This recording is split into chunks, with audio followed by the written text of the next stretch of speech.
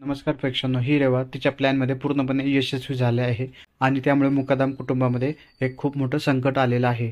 तर प्रेक्षकांनो, तुम्हाला तर माहीतच असेल की आरती वहिनी ही प्रेग्नंट नाही आहे आणि हे फक्त अभिलाच माहीत असतं आणि रेवा ही बाहेरून ऐकते तेव्हा तिलाही कळतं.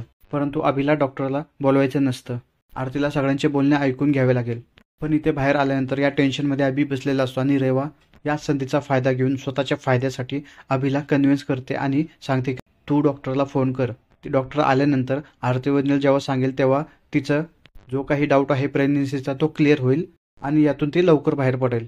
आणि अभिही तिच्या बोलण्यात येऊन डॉक्टरला फोन करून बोलवून घेतो. खरं तर रेवाला घरामध्ये खूप मोठा तमाशा हवा असतो आणि हीच संधी तिला भेटलेली असते आणि याचाच ती फायदा उचलते. आणि डॉक्टर आल्यानंतर स्पष्ट शब्दात सांगतो की आरती प्रेग्नेंट नाही आहे.